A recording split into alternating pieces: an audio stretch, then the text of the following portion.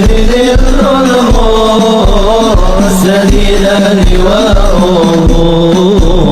وفي الحشر ذل المرسلين لواءه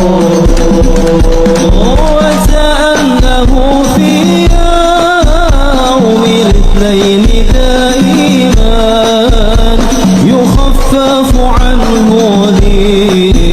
للسرور بأحمد فما الظن بالعبد الذي طول عمره بأحمد مسرورا ومات موحدا فما الظن بالعبد الذي طول عمره بأحمد مسرورا ومات موحدا هو النور الذي الحائرين ضياءه وفي العشر yakni ngaji bersama masyaikh. Pertama kepada Kiai Haji Ahmad Bahauddin Nur Salim, kepadanya waktu dan tempat dipersilahkan.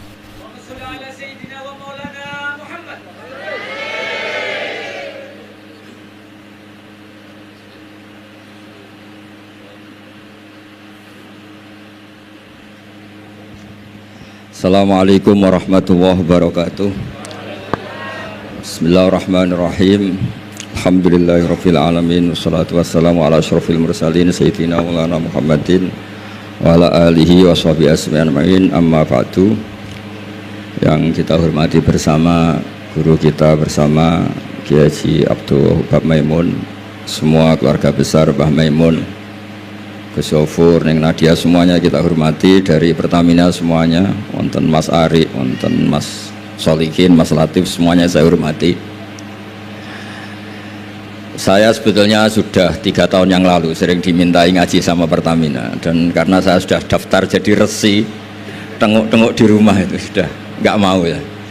Alhamdulillah Pertamina punya cara yang agak nggak benar itu, memanfaatkan Gus Yofur ngundang saya. Semoga Allah memaafkan. Itu otak politiknya masih jalan itu. Tapi alhamdulillah semoga ini kesalahan yang dimaafkan Allah Subhanahu wa taala. Karena politik itu penting. Dulu itu ada orang berdoa di depan makam Rasulullah SAW. Itu doanya itu agak mengganggu itu, agak menteror. Ya Allah, jika saya jadi orang baik, maka yang senang ini kekasihmu, yaitu Rasulullah SAW. Tapi kalau saya jadi orang jelek, itu yang senang musuhmu, yaitu setan. Monggo terserah, jenengan mau menyenangkan kekasih jenengan atau menyenangkan musuh jenengan, monggo monggo. Itu kata Allah, ini agak repot. Intinya terus, ya sudah kamu jadi orang baik saja, biar kekasih saya seneng. Jadi kadang-kadang hubungan dengan Allah juga harus pakai politik gitu. Jadi in kuntu sholihan surra habibuk. Kalau saya jadi orang soleh maka yang senang kekasihmu. Kalau saya jadi orang jelek yang senang itu musuh engkau. Terserah jenengan sebagai Tuhan milih mana, menyenangkan kekasihmu atau menyenangkan musuhmu. Jadi kadang-kadang dalam dunia ngaji itu juga harus ada akal-akalan gitu. Saya berkali-kali jadi korban. Sebetulnya saya senang uzlah itu bukan karena apa-apa. Satu, iktifa dengan kiai yang sudah ada. Kedua, ya bapak saya itu namanya Kiai Nur Salim, itu punya bapak namanya Mbah Nur Sam. Sepuh-sepuh itu memang uzlah. Mungkin faktor gen, jadi saya membatasi sekali. Tadi neruskan ngajinya Gus Yofur, saya disuruh agak lama, tapi bukan lama, agak lama itu ya 15 menit sambil nunggu Gus Idror. Tadi beliau cerita Mbah Maimun itu menjadikan belajar itu torekoh itu ilmu, kata Mbah Mun, mengajar.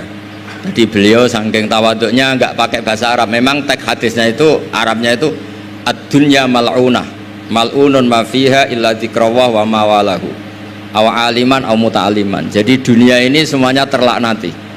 kecuali yang terkait ingat Allah, ingat belajar, ingat ilmu. Saya sering, karena saya ini termasuk peneliti, saya bikin analogi. Ada rumah itu lengkap, ada kamar mandinya, ada kamar tidurnya, ada makanannya. Tentu yang masuk rumah itu terburuk itu adalah nggak ngerti yang punya rumah itu siapa. Nggak punya rumah itu siapa, kamu langsung makan, langsung tidur, langsung memanfaatkan isi rumah itu tanpa ingin tahu yang punya siapa. Betapa buruknya itu. Nah, kira-kira seperti itulah pengajaran kita di pesantren. Pertama yang harus kamu ngerti itu ma'rifatullah. Kamu tahu yang punya dunia ini siapa. Kok tahu-tahu kamu pakai minyaknya kamu bor Pak Arif, terus dijual, terus menghidupi sekian banyak orang, itu milik siapa? Itu tidak milik direkturnya, milik Allah Subhanahu wa Ta'ala. Jadi memang ngerti itu nomor satu. Jadi ya sama, kamu mau sowan sini itu harus matur Mbah Ubab sebagai putra Mbah Mun tertua, matur Mbah Ghafur. Kalau ngundang saya ya harus lewat Gus Ghafur. Jadi pokoknya harus ngerti dulu gitu. Intinya itu harus ngerti dulu. Itu ada orang Gus biasa dimarahi istrinya tuh senengnya sama saya bukan main. Karena saya sering cerita ilmu itu penting, yang bikin orang nggak kaget tuh ilmu. Kamu tahu kan istri kamu pantangannya itu kamu pulang nggak bawa uang, udah gitu punya cerita di luar kamu tuh nggak macem-macem. Ya Gus tahu. Setelah pulang betul-betul nggak bawa uang, ada kabar kamu macem-macem. Istri kamu marah nggak marah? Setelah marah betul, Anda harus bangga karena itu sesuai teori ilmu Anda. Akhirnya setiap dimarahi istri itu dia bilang ternyata ilmu saya akurat. Ilmu saya benar gitu. Jadi ilmu itu penting supaya kalau kita ngalami apa itu tidak kaget. Di mana-mana atasan itu ya marahi bawahan. Bawahan itu takut sama atasan. Suatu saat kamu dimarahi Pak Ari, ya berarti sodako ilmu saya memang akurat. Karena tidak ada ilmu yang mengajarkan bawahan marah sama atasan. Ya sudah, anggap saja itu sesuai teori. Jadi enak lah, anut ilmu itu enak. Tadi kalau Gus Ghafur cerita dulu di Madrasah Sarang sampai di Al-Azhar itu takutnya kiai itu kalau diancam santri itu boyong. Memang ketika saya ngaji sama mas saya Sarang termasuk sama Mbak Ubab itu masyhur itu kalau ada orang nggak naik kelas itu kiainya diancam saya naik atau kembali ke terminal. Itu kiai biasanya takut. Itu cerita terkenal. Ternyata di Al-Azhar sama. Tadi ada anak Thailand nggak hafal 8 juz bawa tiket Gus. Saya pulang ke Thailand nggak jadi orang, Pak dosen yang dosa. Lulus. Nah itu di cerita-cerita yang diceritakan Said Muhammad termasuk di Abu Abul Farad juga gitu. Ada orang tuh dosanya banyak sekali, kesalahannya banyak sekali. Sampai diceritakan itu kesalahannya digelar itu tis'atan wa tis'ina sijillan. Kullu sijillin maddul basor. Jadi dokumen kesalahannya itu 99 box kotak, per kotak itu sepanjang mata melihat. Sampai orang ini putus asa karena pasti masuk neraka. Tapi kata Allah, kamu tenang saja. Dan Allah itu sangat, ya kalau boleh dibahasakan itu sangat fair. Sampai Allah tanya, adzolamat kakatabati, apa para penulisnya itu dolim sama kamu sehingga sentimen kalau kamu jelek ditulis, kalau baik gak ditulis. Enggak Gusti, memang saya salah betul. Jadi diantara pertanyaannya Allah itu adzolamat kakatabati. Akhirnya terus sampai itu nyata salah, terus kata Allah, la zulma alaikal yaum, kamu tenang saja, kamu punya satu kebaikan. Terus Allah mengeluarkan satu kotak kecil. Terus kata orang itu, sudah Gusti, gak usah, gak penting. Masa 99 box dilawan kotak kecil. Tapi di situ isinya itu kalimat la ilaha illallah Muhammadur Rasulullah. Ketika malaikat disuruh nimbang sama, coba timbang kesalahan yang sebanyak itu dengan hadil kalimat. Fatosat as-sijillat. Ternyata yang menang itu kalimat la ilaha illallah, yang ini salah, nggak diabaikan. Itu terus kata hadis terakhir, fala yaskulu ma'asmillahi ta'ala sayun. Dibanding kalimat ini semuanya itu nggak ada artinya. Karena kira-kira logikanya gini, malaikat bisa diteror sama Allah. Kamu berani ngabaikan nama saya. Jadi kalau saya dipanggil orang 1000, terus satu Gus Ghafur, itu milih Gus Ghafur, kamu berani mengabaikan putra Mbah Maimun? Kan saya tidak berani. Jadi kira-kira gitu, malaikat ditanya sama Allah, kamu berani mengabaikan kalimah la ilaha illallah? Ya tidak berani Gusti, dia sudah menangkan. Jadi intinya itu penting sekali kalimah-kalimah thayyibah la ilaha illallah Muhammadur Rasulullah, sujud tadi yang diajarkan Gus Ghafur, apalagi tahajud terus dilihat anak, katanya seneng sekali. Ternyata bapak saya ahli tahajud. Kalau nggak dilihat ya diceritakan Gus baginya. Tapi apapun itu supaya analogi ya, agama itu dimulai diantaranya selain Quran, hadis, ijma itu kias. Kias itu analogi. Ya kayak tadi, kamu masuk rumah, di situ semuanya lengkap, fasilitas lengkap. Kamu pakai aja tanpa terlintas tahu yang punya itu siapa, yang mengizinkan itu siapa. Betapa buruknya itu. Sama betapa buruknya kita nikmati alam raya ini kemudian tidak tahu yang punya siapa. Nah, mengerti itu disebut ma'rifatullah. Jika orang yang tidak ngerti itu termasuk dalam riwayat tadi, ad-dunya mal'unatun mal'unun ma fiha illa dzikrawah wa mawalahu aw aliman aw muta'aliman. Gini ku ngoten mawon kata-kata sing bingung mboten kula tok, jenengan luwih bingung. Mergo napa nggih? Repot kabeh lho. Ilmu nak kakean repot. Kula mawon repot malah jenengan repot. Soale tak janjeni swarga ngoten mawon kersane seneng. Mau jare Gus Gofur ngoten. Ado-ado Semarang rene numpak bis mlebu hadis man salaka tariqan yaltamisu fi ilman sahalallahu lahu tariqan apa ilal jannah. Jadi pokoke ngaji teng adat pesantren guys, pokoke sing seneng wis mboten ngancam-ngancam wis. Wong niku wasiate bapak kula. Bapak kula sering cerita, wong ning omah diamuk bojone utange akeh, ning tempat ngaji diancam neraka. Dadi ning omah diancam, ning tempat ngaji diancam. Jadi min jahanam ila jahanam. Kata bapak saya, pokoke ngaji ku sing seneng. Alhamdulillah guru saya juga guru bapak saya Mbah Maimun tuh kalau ngaji ya guyon itu. Sampai pernah beliau cerita, aku tahu disalahno wong ngaji kok guyon terus. Dewe Bamun lucu. Mergo aku wis iso maca, cara rapati iso ya ora iso guyon, mergo wis meruntus roh kitab iku. Pas kok mikir terkipe piye wis meruntus. Ora kober apa? Guyon. Supir nampun ahli kan santai mawon guyon, nak latihan kan tegang. Jadi kadang-kadang guyon itu buktekno alime orang tertentu, tapi tentu yang sekali berbangun, yang sekali berorang-orang itu. Nggih mboten mawon kula kepengin nggih pokoke jenengan ngerti lah kenapa yang tidak malun, yang tidak terlaknati itu orang yang ngerti. Karena kamu masuk Pertamina harus tahu direkturnya siapa, prosedurnya kayak apa, masuk rumah juga gitu, nyupir juga gitu. Pertama yang harus tahu ini remnya kayak apa, semuanya harus tahu. Dan tentu di alam raya ini yang penting adalah tahu. Makanya Imam Bukhari ketika cerita babu fadilatil ilm, terus beliau mendalil qala ta'ala fa'lam annahu la ilaha illallah fabada'a bil ilmi. Kata beliau kalimat yang menyelamatkan dunia akhirat itu la ilaha illallah Muhammad Rasulullah. Hanya kata ilmu yang bisa mendahului kalimat itu, yaitu fa'lam annahu la ilaha illallah. Jadi kalimat yang sesakral itu gak ada kata yang mendahului kalimat itu kecuali kata ilmu, yaitu fa'lam. Kata Imam Bukhari fabada'a bil ilmi. Nggih ngoten nuwun Mas Ari, matur nuwun sangat. Assalamualaikum warahmatullahi wabarakatuh.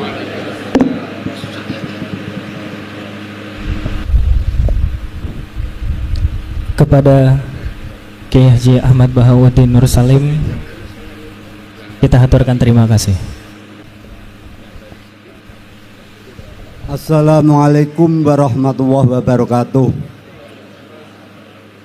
Nami Muhammad Nasoha dari JPPU Ahmad Yani. Saya akan menanyakan yaitu masalah kalau jasad sudah mati itu di alam kubur, kalau ruh setelah meninggal dunia itu di mana, saya akan tanya. Terima kasih. Wassalamualaikum warahmatullahi wabarakatuh. Mungkin satu lagi dari Putra nggih. Nggih. Terima kasih. Assalamualaikum warahmatullahi wabarakatuh. Agus dari Semarang. Yang pertama, pada hari ini kami sangat berbahagia karena bisa berkumpul di majelis ilmu ini. Mudah-mudahan tergolong tadi yang muta'aliman atau mu'aliman. Yang ingin saya tanyakan pada Gus Baha, tadi ada analog bahwa ketika orang masuk rumah yang sudah komplit dengan semuanya, mestinya tidak langsung makan tanpa berpikir sesuatu ini milik siapa. Lah kaitannya dengan Pertamina Persero yang memang tugasnya mengebor minyak dan sebagainya itu kan pasti ada yang memiliki. Barangkali selama ini belum ada ritual khusus yang mohon izin atau bagaimana kepada yang punya, sebaiknya bagaimana Pertamina dalam mengawali proses-proses yang harus dilakukan. Terima kasih. Assalamualaikum warahmatullahi wabarakatuh. Ya, bismillahirrahmanirrahim. Assalamualaikum warahmatullahi wabarakatuh. Alhamdulillah wassalatu wassalamu ala rasulillah wa ala alihi wa sahbihi wa man wala wala hawla wala quwata illa billah. Amma ba'd, yang saya hormati seluruh masyayikh dan dari jajaran Pertamina, terlebih Kiai Haji Abdullah Bagus Baha, Kiai Haji Abdul Ghafur, dan seluruhnya para ulama yang ada hadir di sini.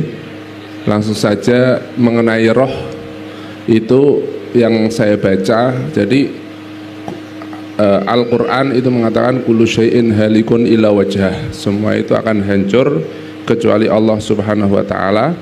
Namun sebagaimana adat Allah subhanahu wa ta'ala, yang mana di sini Allah mempunyai sunnat Allah, walan tajida li sunnatillahi tabdila walan tajida li sunnatillahi tahwila. Allah itu mempunyai kebiasaan, yang mana kebiasaan Allah itu subhanahu wa ta'ala itu memberi mustasnayat, likulli syai'in mustasnayat. Jadi umpamanya orang kalau makan biasanya kenyang, orang biasanya makan akan kenyang, tetapi sesekali kadang makan nggak kenyang. Orang kalau naudzubillah tertabrak, biasanya dengan kecepatan sekian akan meninggal. Tapi Allah subhanahu wa ta'ala ingin menunjukkan kekuasaan bahwasanya semua ini adalah kehendak Allah subhanahu wa ta'ala, yang mana aturan alam itu juga yang membuat Allah, tetapi aturan alam itu tidak bisa mengatur semuanya, ternyata yang mengatur adalah Allah subhanahu wa ta'ala. Sesekali berbeda, ada sesuatu yang aneh dari aturan alam tersebut, entah nanti disebut mukjizat, karomat, maunah dan lain-lain. Nah, menurut ulama yang saya baca ya, itu roh ini termasuk mustathnayat beserta ada malaikat hamalatul arsy atau apa, itu yang kekal, termasuk surga kalau nggak salah. Surga itu kan ada khilaf. Surga itu sekarang sudah wujud, surga besok ini loh. Surga besok ini sudah wujud apa ghairu mawjud. Nah itu, kalau sekarang sudah wujud, masa hancur dulu akan ada lagi. Nah, jadi termasuk pengecualian dari sesuatu yang hancur itu termasuk adalah roh. Jadi roh kita ini yang akan abadi ila yaumil qiyamah. Jadi ini sekian dari kami.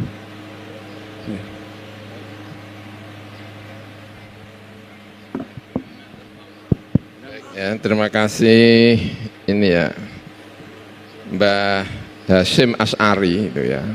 Mbah Hasyim Asy'ari itu punya kitab namanya Risalatu Ahlis Sunnah wal Jamaah. Mbah Hasyim Asy'ari itu pendiri Nahdlatul Ulama. Di bab-bab akhir itu ada cerita tentang yang ditanyakan oleh Pak siapa namanya? Pak Nasuha ya. Ada perbedaan dalam memahami para ulama, tapi intinya ketika dicabut itu ya, kalau baik ya dibawa ke atas, kalau tidak baik ya mau di atas itu sudah ditolak, tapi terus kemudian dimasukkan ke dalam kubur, lalu ditanya oleh malaikat. Nah, yang menarik itu tidak di dalam kitab risalah itu yang saya baca, dan saya pikir saya perlu menyampaikan ini. Ulama itu yang diantara sekian penjelasan tentang roh itu yang paling masuk di hati saya itu yang ini. Itu kata ulama itu gini, kamu nggak usah nanya-nanya, nanti kalau kamu mati udah tahu sendiri gitu.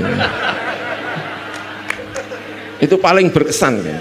Kesan, iya ya benar ini.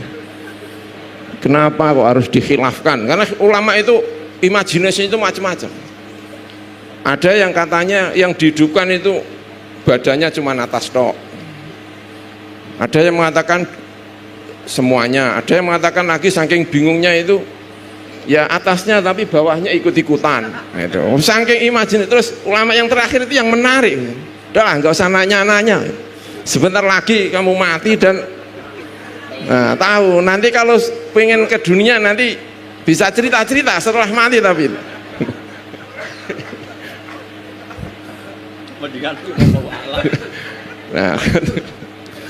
Nah ini yang disampaikan Gus itu kan teori bahwa itu abadi nanti sampai hari kiamat, bahwa itu tapi penjelasan lebih lanjutnya ya paling enak ya itu Gus ya, pokoknya nantilah ya, semoga umurnya panjang ini jangan cepet-cepet tahu. Kalau penasarannya banget ya sudah lah, kalau penasaran nah,